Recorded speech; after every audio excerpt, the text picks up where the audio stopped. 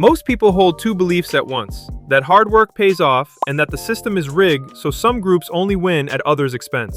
And depending on which one is louder in your head, you end up in a very different political place. That tension is exactly what this paper measures, and the surprising part is where that someone has to lose instinct comes from, here on the Cause and Effect Show.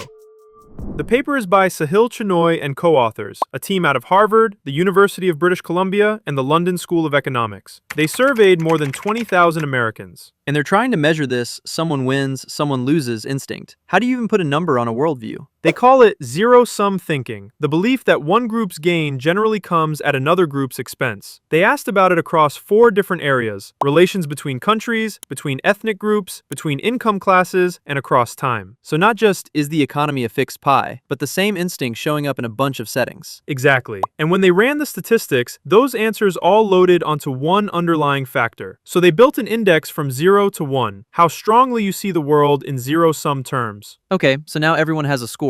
What does that score actually predict? Quite a lot. People higher on the scale tend to support redistribution, taxes, universal health care, and affirmative action for women and for Black Americans. But they also tend to want more restrictive immigration. Wait, hold on. Those don't usually travel together. One sounds left, the other sounds right. That's the most important part. Zero-sum thinking doesn't map cleanly onto one party. It leans a little Democratic on average, but where it really earns its keep is explaining differences inside each party. Put that in plain English for me. Take a Democrat who's very zero-sum. They're more likely than other Democrats to want tighter immigration because if resources are fixed, newcomers' gains feel like a loss. And a Republican who's very zero-sum is less likely to oppose redistribution. So it's not the team you're on, it's whether you think the pie is fixed. Right, and it even helps explain a long-standing puzzle. Some groups that would gain financially from redistribution, white, rural, older Americans, often oppose it. Groups that would pay for it, younger, urban Americans, often support it. And zero-sum thinking lines up with that better than plain self-interest does. It does. But here's where it gets more interesting. They ask where this instinct even comes from. Some of it traces back generations. They asked people about their parents and grandparents and linked it to historical data. 3 threads stood out: mobility, immigration, and slavery. Start with mobility. Families that climb the economic ladder, where each generation did better than the last, tend to be less zero-sum. If your own life is proof the pie can grow, you don't read every gain as a theft. That actually makes intuitive sense. What about immigration? Having immigrant ancestors is linked to less zero-sum thinking, and it's strongest for the most recent arrivals. Immigrants themselves, then their kids, then their grandkids. The immigrant experience is usually one where you gained without anyone else having to lose. And slavery is the mirror image? It is. Slavery is about as zero-sum as a system gets. One group's wealth built directly on another's loss. Respondents whose ancestors were enslaved are more zero-sum today. And growing up in a county that had more slavery back in 1860 still predicts more zero-sum thinking now. So a pattern set in 1860 is still showing up in survey answers in the 2020s. That's the claim. They even track it spreading. White Southerners who migrated out of the South seem to have carried that mindset with them. Is this just an American story though? All that history is pretty specific to the US. Good instinct, they check. Using a survey across 72 countries, they find the same direction. People who live through more economic growth early in life are less zero-sum. So the mobility piece, at least, looks general. And I think that's the real takeaway. We usually treat political divides as a fight over values or facts. This paper suggests something quieter sits underneath, whether you believe the pie can grow at all. Which reframes a lot of arguments. 2 people aren't just disagreeing on a policy, they may be starting from different assumptions about whether anyone has to lose. And those assumptions were partly shaped before any of us were born,